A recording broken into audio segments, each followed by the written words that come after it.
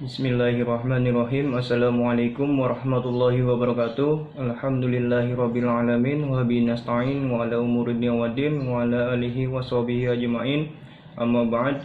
Pertama-tama yang saya hormati Ibu Is Junaini Nursina DRA MSI selaku pembimbing 1 dan Ibu Ismarani SSI MSI selaku pembimbing 2 dan teman-teman yang saya hormati. Perkenalkan, nama saya Tri Haryatno. Saya ingin mempresentasikan hasil proposal yang sudah saya buat yang berjudul Motivasi dan Persepsi Konsumen Terhadap Keputusan Pembelian Sayuran Hidroponik di JS Hidroponik. Nah, langsung saja masuk latar belakang. Indonesia merupakan negara agraris yang menghasilkan berbagai macam komoditi pertanian, salah satunya adalah sayuran. Salah satu makanan sehat yaitu dengan cara mengkonsumsi sayuran hidroponik. Hidroponik merupakan teknik bercocok tanam yang menggunakan media air yang terdapat kandungan nutrisi.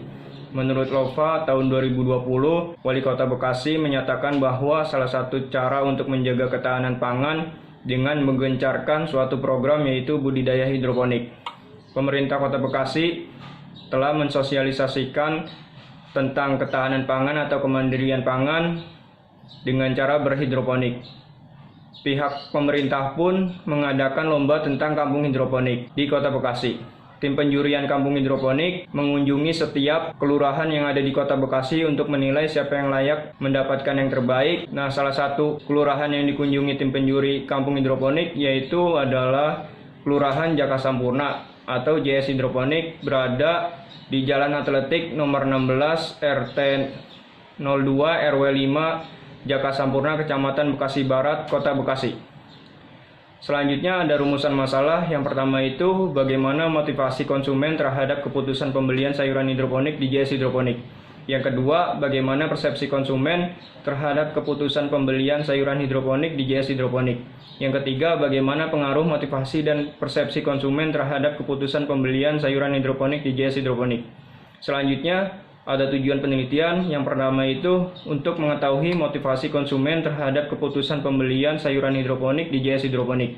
Yang kedua, untuk mengetahui persepsi konsumen terhadap keputusan pembelian sayuran hidroponik di JS Hidroponik. Dan yang ketiga, untuk mengetahui pengaruh motivasi dan persepsi konsumen terhadap keputusan pembelian sayuran hidroponik di JS Hidroponik. Selanjutnya ada manfaat penelitian. Yang pertama itu bagi kelompok tani JS Hidroponik. Hasil dari penelitian ini diharapkan dapat menjadi bahan masukan dalam pengembangan usaha di masa yang akan mendatang. Yang kedua, bagi masyarakat diharapkan dapat mengenal sayuran hidroponik sebagai untuk memenuhi kebutuhan pangan sehari-hari, menjadikan sumber ketahanan pangan di masa yang akan mendatang. Dan yang ketiga, bagi peneliti diharapkan penelitian ini mampu dijadikan sebagai referensi dan sumber informasi bagi penelitian selanjutnya. Nah, selanjutnya ada tinjauan pustakanya. Yang pertama, perilaku konsumen. Nah, menurut Kotler tahun 2005, perilaku konsumen itu didefinisikan sebagai studi unit pembelian dan proses pertukaran yang melibatkan perolehan, konsumsi, dan pembuatan barang, jasa, pengalaman, serta ide.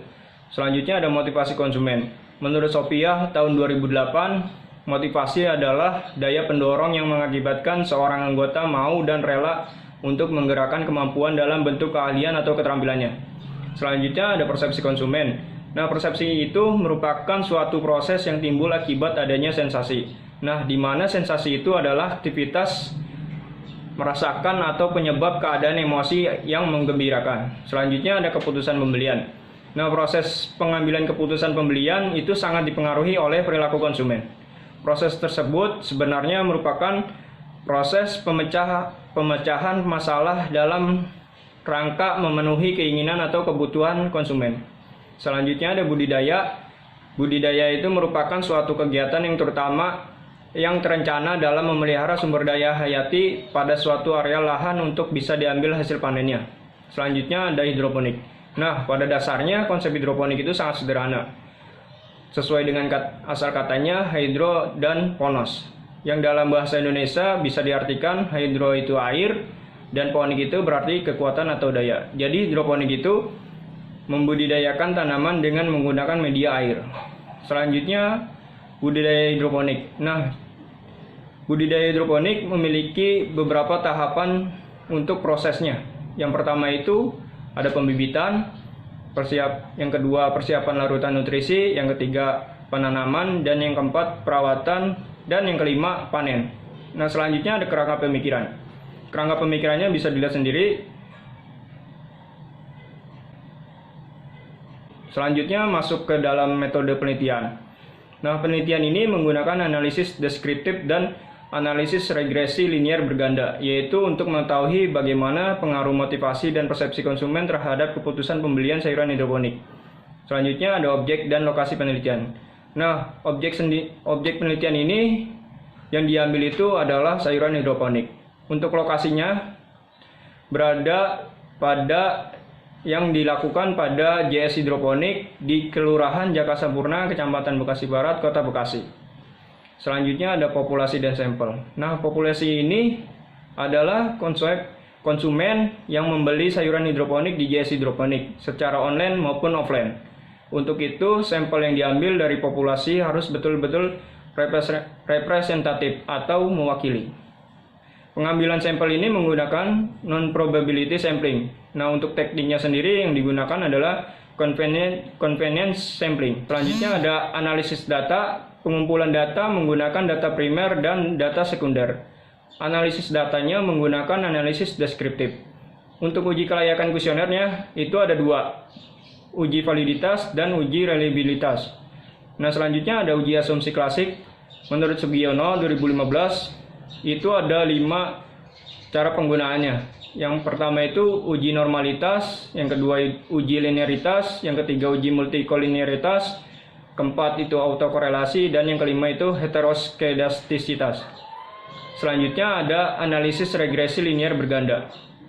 Nah, regresi linier berganda itu terdapat ada 3 pengujian. Yang pertama itu uji koefisien determinan, yang kedua itu uji signifikan secara simultan atau uji F, dan yang ketiga itu ada uji signifikan secara parsial atau uji T.